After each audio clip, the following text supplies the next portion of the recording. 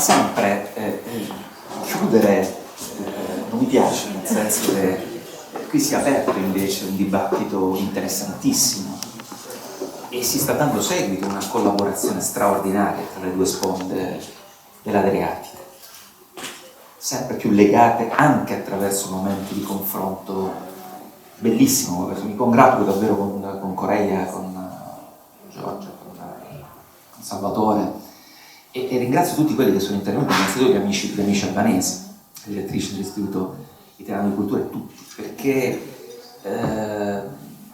mi spiace non aver seguito tutto dal principio, da ieri, ma credo siano stati 2 giorni importanti che considero davvero una cerniera tra il lavoro che abbiamo fatto fino ad oggi, che avete fatto fino ad oggi, che la Regione Puglia e l'Albania stanno facendo nell'ambito dei progetti Interreg, ma non solo, e la nuova stagione che si apre. Mi sono appuntato alcune questioni, adesso mentalmente le ho anche appuntate sulle note dell'iPhone, perché ci sono alcuni temi che richiedono una riflessione che non è affatto conclusiva, ma è di davvero apertura alla prosecuzione di questa collaborazione, di questa cooperazione. Il primo tema ho trovato bellissimo nella presentazione del progetto l'idea di patrimonio dissonante. Io sono, prima ancora che aver avuto la responsabilità del straordinario, bellissima, del Dipartimento Cultura e Turismo di questa regione, della mia regione, sono innanzitutto un dirigente dell'Agenzia del Demanio, il Demanio dello Stato, che è il titolare della gran parte del patrimonio pubblico dello Stato italiano. E abbiamo sempre parlato di valorizzazione del patrimonio dismesso. E mi domandavo se questi 2 aggettivi coincidano, se dismesso coincide con dissonante. E secondo me no. Patrimonio dismesso è un patrimonio che era stato utilizzato, peraltro per la gran parte in Italia, ma credo anche in Albania, sicuramente anche in Albania, era un patrimonio militare che a un certo punto, con il modificarsi dell'assetto geopolitico mediterraneo e dell'est Europa, vede un processo di dismissione delle grandi infrastrutture militari e ci si pone il problema di che farne, perché quel patrimonio era assonante con la situazione geopolitica dei blocchi contrapposti, perché appunto la nostra frontiera, quella da difendere, era esattamente ad est, e comincia a diventare dissonante, nel senso che è un patrimonio inutilizzato che per un lungo periodo ci siamo domandati cosa dovessimo farne, cosa potessimo farne. E se ci pensate, perlomeno diciamo nella mia esperienza dal 2016, quindi su tutta la programmazione di cooperazione 14-20, prevalentemente, prioritariamente, questo patrimonio dissonante, senza una destinazione, senza una funzione, il primo pensiero che ci è venuto, tutti, in Albania e in Puglia, perché la gran parte dei progetti vanno in questa direzione, era di renderlo assonante attraverso la cultura e l'arte, e in seconda battuta attraverso il turismo, dove l'idea nei progetti di cooperazione del turismo sostenibile passa innanzitutto attraverso l'applicazione di quel concetto di economia circolare che solitamente noi applichiamo all'ambiente, no? Il concetto della circolarità in senso di riciclo, per l'appunto, applicata al patrimonio culturale, se ci pensate, viene benissimo, straordinariamente bene, nella prospettiva del riuso, della rifunzionalizzazione, quindi cemento zero, occupazione del suolo zero, ma riqualificazione e riuso del patrimonio dismesso. Qual è la modalità migliore di riqualificazione del patrimonio dismesso? Tanti sono stati i piani che abbiamo messo in campo in Italia da tempo, i piani di rigenerazione, i piani urbani, i piani di riqualificazione, eccetera, eccetera, tante sigle le più varie. Qual è il criterio più efficace di riqualificazione del patrimonio pubblico dismesso e dissonante? Per riqualificare il patrimonio dismesso è sufficiente fare un buon restauro, utilizzare grandi architetti, ce ne sono tanti qui presenti, ce ne sono tanti nei nostri due paesi, ma è sufficiente per rendere quel patrimonio dismesso, oltre che riqualificato, assonante? Qual è la condizione perché sia assonante? Credo che oggi sia emerso in maniera chiarissima. Perché il patrimonio dismesso e dissonante sia riqualificato e risulti assonante, deve essere in linea con il fabbisogno e l'esigenza della comunità e del territorio nel quale quel patrimonio si trova. Per una ragione molto semplice, perché quel patrimonio è, vorrei dire, consustanziale con la identità di quel territorio e di quelle comunità. E abbiamo visto nella presentazione dello slot, quello precedente all'arte, quello sull'architettura, di quanto sia difficile tutto questo, intercettare il fabbisogno vero di una comunità, perché tutto questo passa attraverso l'ascolto di quella comunità. E non a caso il tema architettonico è stato, lo avete assegnato a uno straordinario antropologo da questo punto di vista, perché bisogna andare alla radice di quello che è il vero bisogno di una comunità.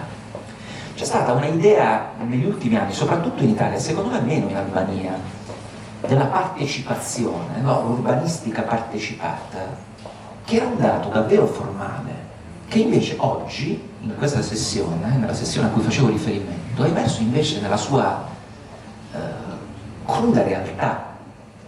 Cioè la partecipazione non può essere un atto formale.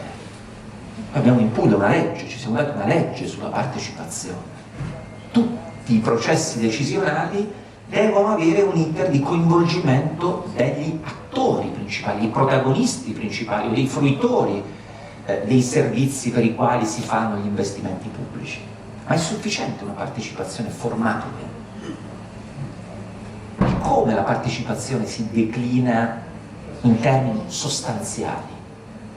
Serve una legge per assicurare la partecipazione nei processi decisionali?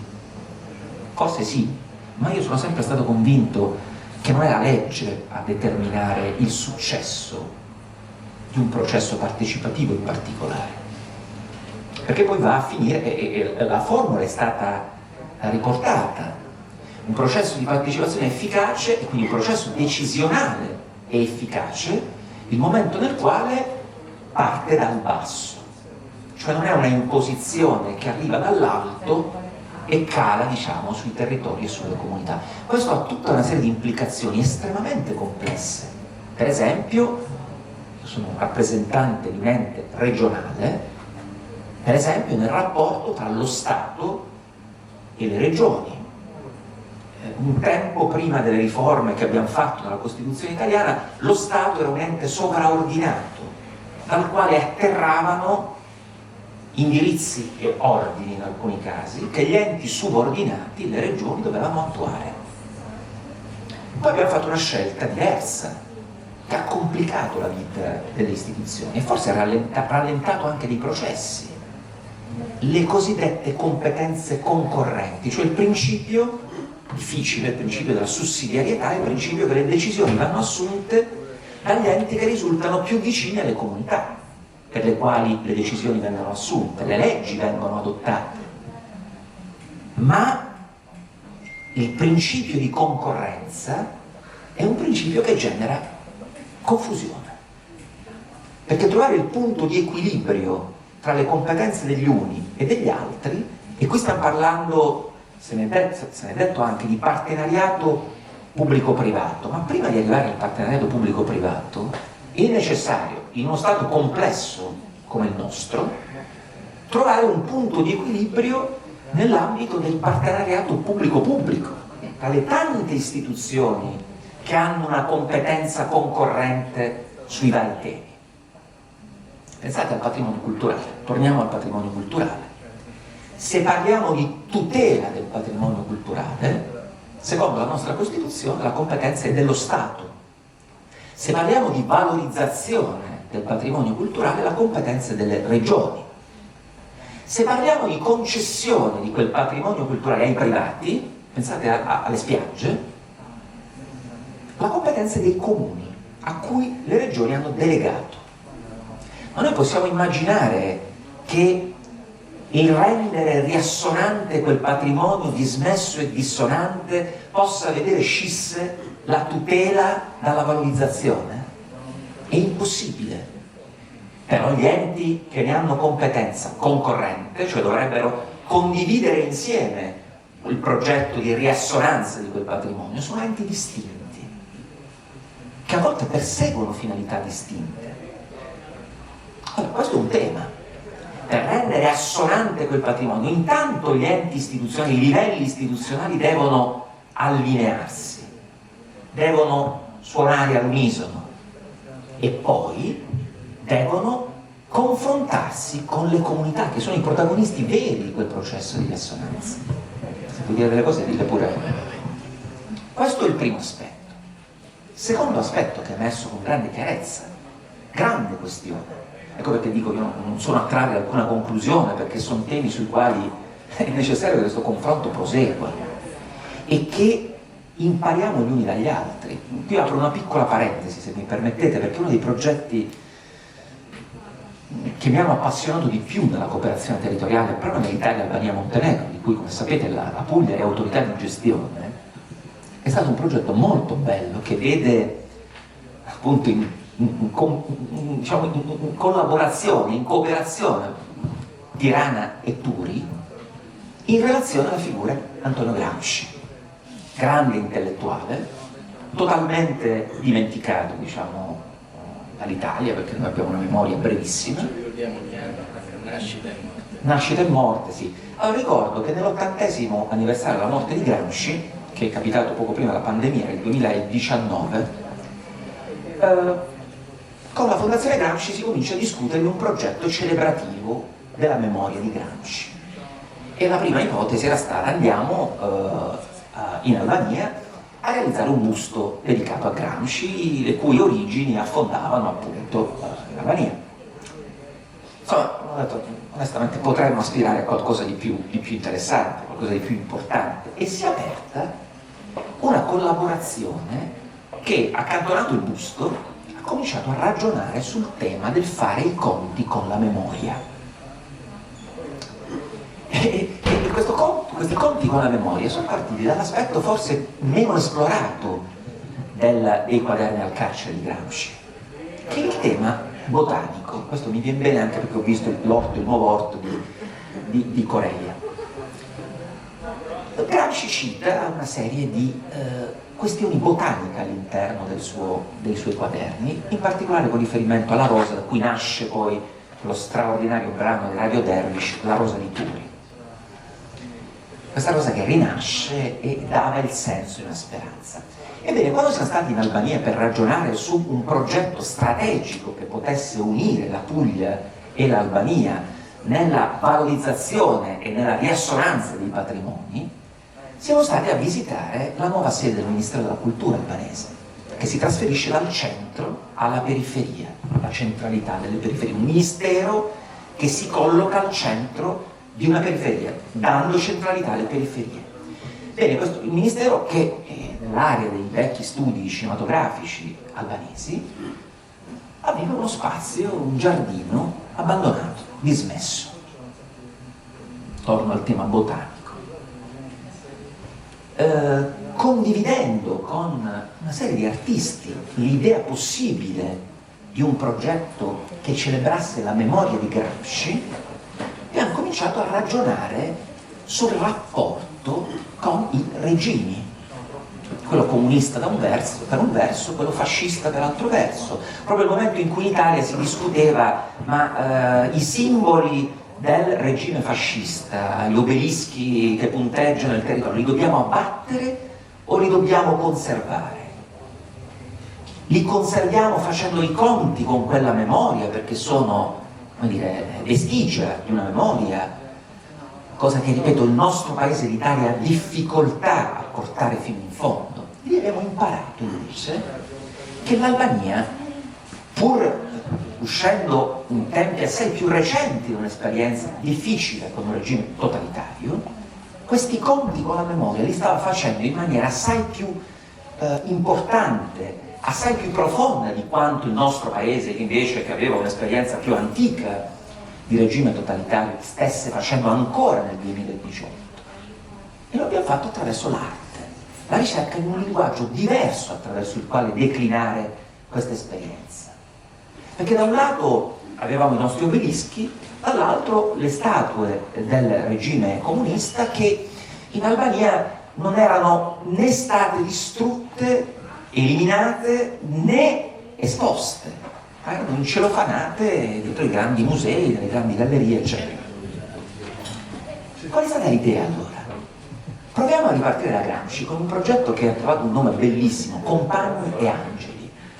Gramsci, che sperava di essere liberato dai compagni comunisti e invece questo non avvenne, rimase in quel carcere sino sostanzialmente alla morte.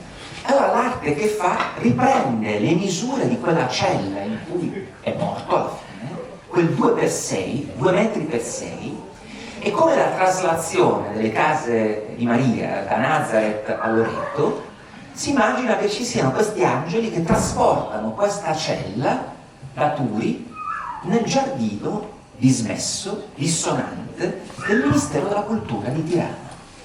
Un'opera d'arte al centro della quale c'è una rosa e nell'intorno è prevista la ripiantumazione, la piantumazione delle statue del regime che verranno divorate, secondo la prospettiva artistica, dalle essenze citate nei quaderni del carcere di Gramsci.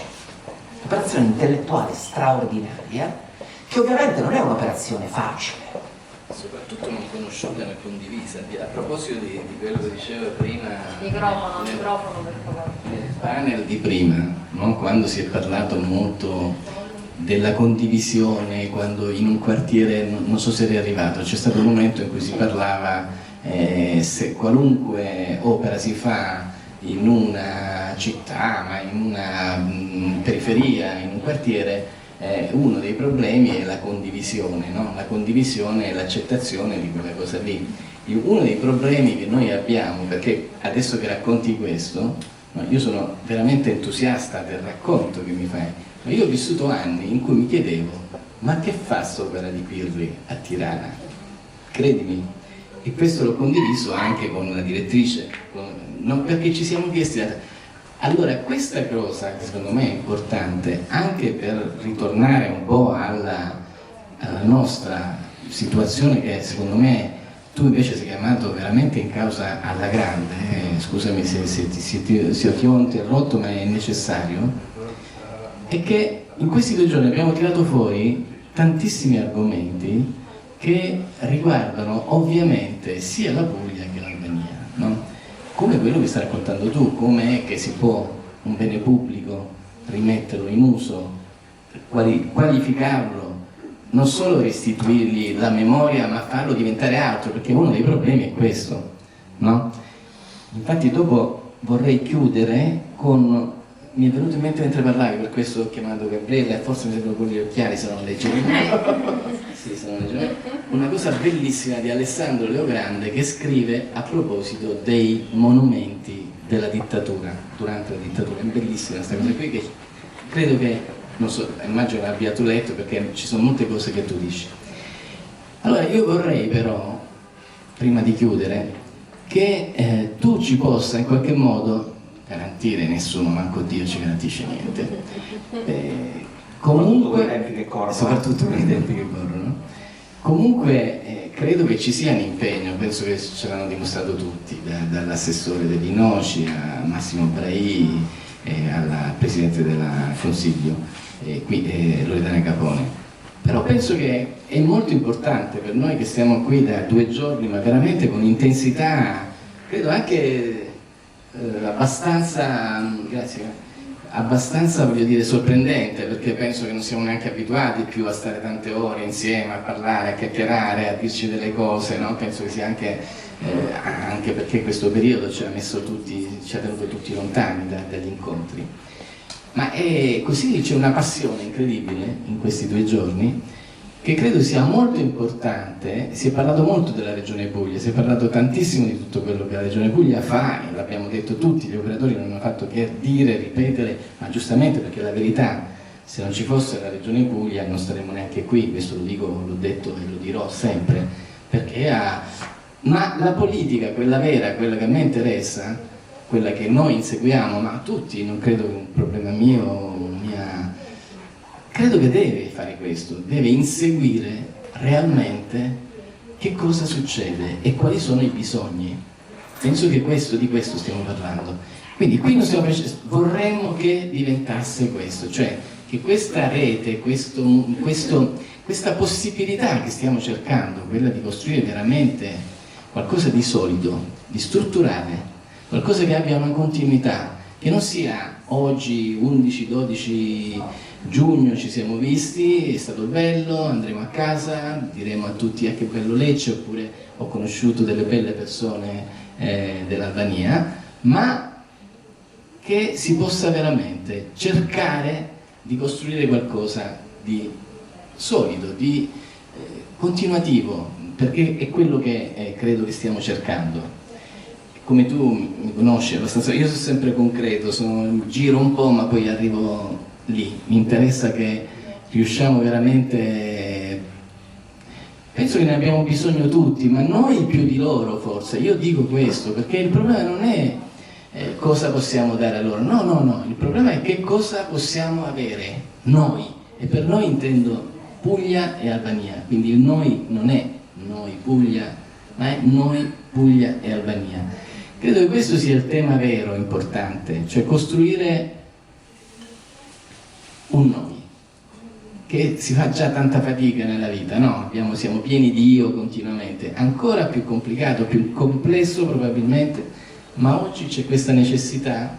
Io sento molto naturale, non credo che è verissimo quello che tu dici, cioè fa parte della storia, cioè l'incontro dell'Albania fa parte della storia per noi pugliesi, cioè qualche cosa che ci ha sempre accomunato.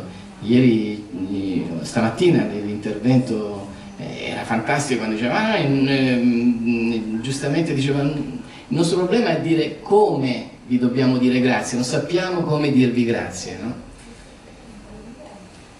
E io penso che dire grazie è sempre un atto fantastico, bellissimo, perché vuol dire riconoscenza, ma vuol dire riconoscere l'altro e riconoscersi in questo, no?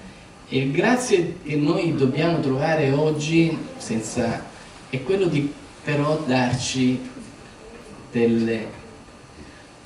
anche dei tempi giusti. Allora sicuramente le leggi sono importanti, sicuramente fare l'Interreg per bene, avere i temi che si possono mettere in Interreg è sicuramente qualcosa di molto importante, però abbiamo bisogno di costruirlo piano piano questo progetto. Allora io ho chiesto all'assessore sia dell'Inoci che a Brai di dare continuità a questa possibilità, di fare degli incontri per cercare di arrivare a costruire. Abbiamo fatto 6 sessioni, quindi non poco, tutti molto molto molto interessanti, molto importanti. Abbiamo tenuto fuori il teatro, questo lo volevo dire, forse nessuno se n'è accorto, ma non c'è stata una sessione sul teatro, te ne sei accorto tu? Perché non volevamo assolutamente diventare, come dire, autoreferenziali, no? Dire facciamo sta cosa perché ci interessa poi il teatro, facciamo, no? Abbiamo tenuto fuori proprio, dalle 6 sessioni non c'è il teatro. Credo però che il teatro sta in tutte le altre sessioni, cioè non credo che nell'arte visiva, in tutto quello che si parla. Oggi abbiamo parlato di rigenerazione ed era straordinario quanto l'esempio dell'architetto Ruzza, quando fa vedere questi luoghi, questi quartieri che si ricreano, hanno bisogno di una cosa fondamentale che solo il teatro dà. Ecco, vedi, poi parlo del teatro, perché è la misura. Sì, ma è la misura vera. Il teatro ti dà il tempo, lo spazio, ti muovi e sei. in questo momento ci stiamo guardando, ci parliamo e quindi questa è la nostra vita, questo è il nostro momento, no? In cui possiamo dire stiamo vivendo, cercando qualcosa, con fatica magari, anche con noia molto spesso, però fa parte di tutto questo che noi viviamo. Allora mi piacerebbe che tu ci possa in qualche modo, ripeto, non fare promesse perché non è il tuo, ma poi conoscendoti non ti chiederei mai questo, però sicuramente so che nei vostri progetti prossimi, futuri, l'interesse verso questa costruzione di relazione, di rapporto tra la Puglia e l'Albania, diciamo che non so se è centrale, ma sicuramente è molto importante, credo che sia molto importante. Ma io dico una cosa precisa, molto concreta adesso, ma sulla base della premessa che facevo prima, perché poi le cose concrete, se hanno un'anima, alla fine sono assai più efficaci. Io per esempio penso, come ho imparato dalla cooperazione territoriale, che uno degli elementi fondamentali è la capitalizzazione di quello che si è fatto prima. Io penso che i risultati di queste sessioni, di questo lavoro, siano una premessa straordinariamente importante per la costruzione della nuova programmazione 21-27. Innanzitutto dal punto di vista della cooperazione. Tra l'altro credo l'assessore Dell'Inno ci abbia annunciato stamattina che nei prossimi giorni si avviano una serie di scambi e di presenze istituzionali importanti proprio per costruire l'architrave della nuova programmazione. Che non ci lasciate fuori, intendo tutta la comunità culturale. Ma io dicevo proprio questo, i risultati di questo lavoro, il report di queste giornate, comprese queste ultime che ho avuto modo di seguire, seppur parzialmente, sono un documento straordinariamente importante per costruire questa nuova programmazione, perché contengono all'interno tutta una serie di elementi che ci consentono, partendo da quello che è stato già fatto, che non va mai trascurato, sempre di lì bisogna partire, dalle cose buone che siamo riusciti a realizzare, da quello che non siamo ancora riusciti a realizzare per mancanza di tempo, per ostacoli di vario genere e così via dicendo, dalle criticità che abbiamo incontrato nel realizzare la cooperazione, nella prospettiva di superarle nella nuova programmazione, anche perché, e qui dico due altre cose e poi davvero mi fermo, noi questa volta la programmazione 21-27 non è il 14-20, non possiamo pensare di limitarci a riprendere il buono che abbiamo fatto nel 14-20 e a riportarlo nel 21-27, perché in mezzo c'è la pandemia, c'è quella frattura in funzione alla quale tutti ci siamo detti, tutti, in tutto il mondo, che avremmo lavorato ad un mondo migliore, diverso. Ho la sensazione che ce ne stiamo già dimenticando non appena abbiamo tirato giù le mascherine e abbiamo cominciato a vaccinarci. Io penso che questo non vada bene, non vada assolutamente bene, non possiamo limitarci a riproporre, come diceva Alessandro, il già fatto, il già esperito, perché non basta più. Le cose buone che abbiamo fatto in Puglia, che abbiamo fatto in collaborazione con l'Albania, sono un punto di partenza, ma non basta. Quando Antonio ed altri pongono il tema, ma come sostengo l'industria culturale e creativa, il settore creativo e culturale che ha bisogno del sostegno pubblico? Perché da un lato è emerso che il sostegno pubblico può rischiare di condizionare la creatività e la libertà della cultura attraverso una strumentalizzazione politica. Per altro verso però si dice, se io mi rivolgo al privato, il rischio è il condizionamento della cultura attraverso una strumentalizzazione finanziaria. E lì dobbiamo trovare un punto di equilibrio però in tutto questo. E il punto di equilibrio sta nel partenariato pubblico-privato. Il punto di equilibrio sta, per essere concreti, in questo luogo, per esempio.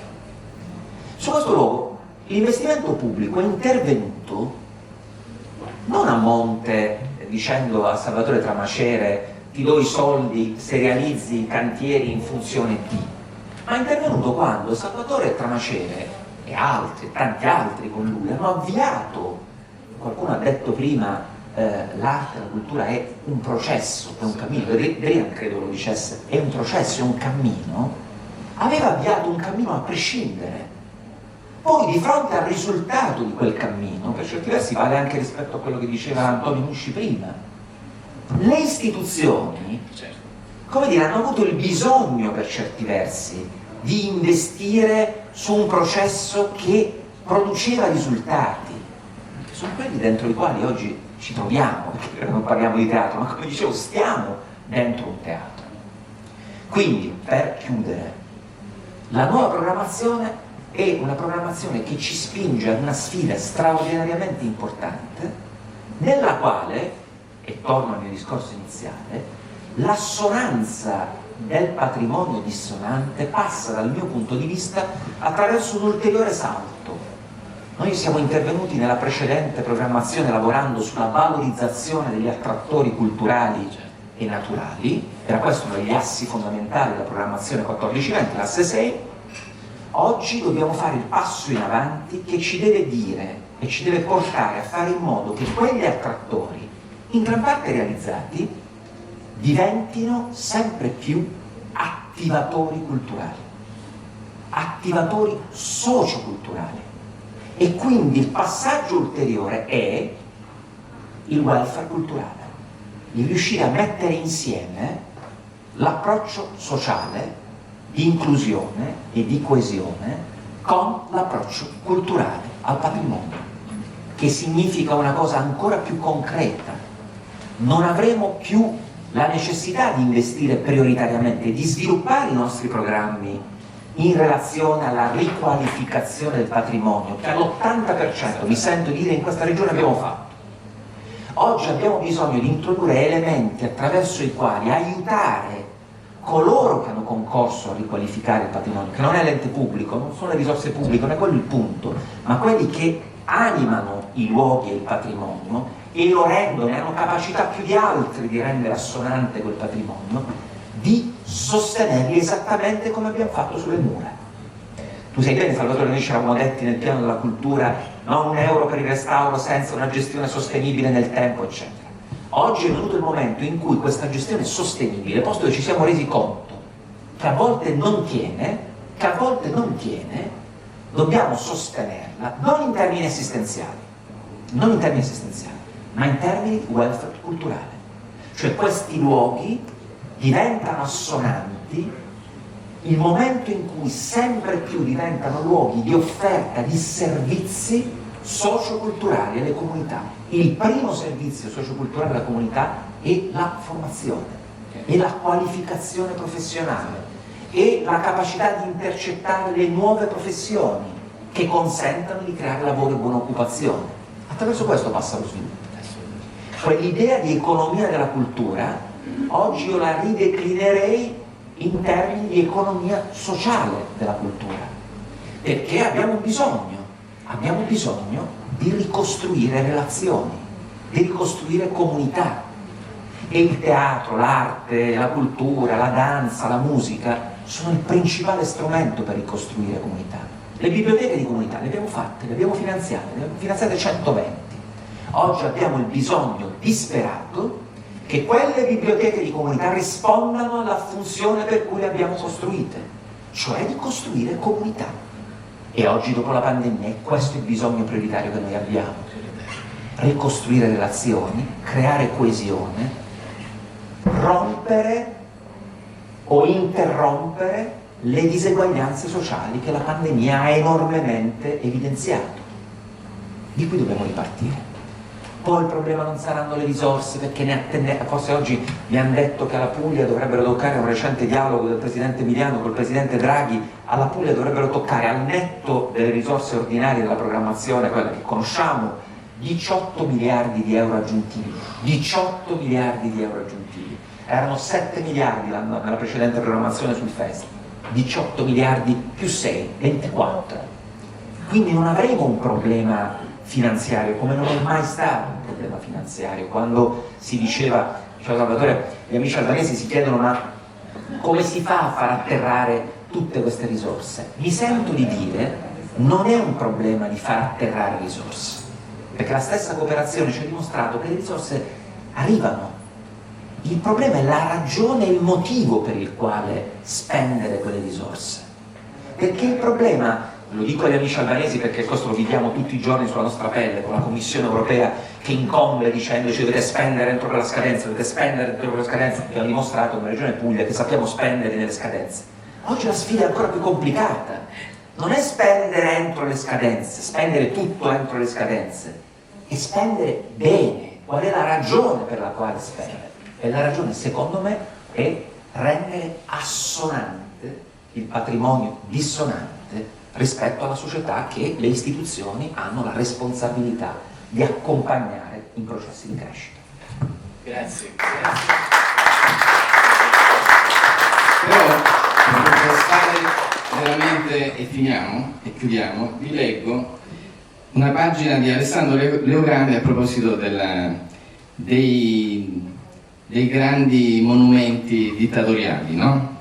Che poteva succedere. Questo si chiama, il capitolo è Sotto la piramide. Lungo il boulevard dei martiri della nazione, che taglia in due la capitale, sorge la piramide di Enver Hoxha, un mausoleo di vetro e marmo bianco a base decagonale, eretto nella seconda metà degli anni '80 in onore del dittatore appena scomparso. La piramide ha avuto pochi anni per rendergli onore, dal momento che il regime cadde nel 1991. Durante la transizione è stata aperta al pubblico solo in rare occasioni. Per il resto è rimasta in balia del degrado, delle scritte con le bombolette spray.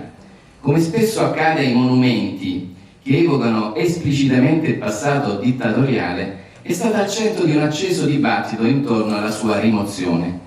C'era chi avrebbe voluto abbatterla e chi invece avrebbe voluto mantenerla come opera architettonica novecentesca, al pari delle altre raccolte intorno al boulevard. Alla fine la piramide è rimasta lì. La domanda essenziale di fronte a un ex mausoleo non è se rimuoverlo o mantenerlo intatto, ma come riutilizzarlo. Una sera vado a vedere il concerto dei Gypsy Groove che si teneva al suo interno. I Gypsy Groove sono una banda kosovara molto nota nei Balcani.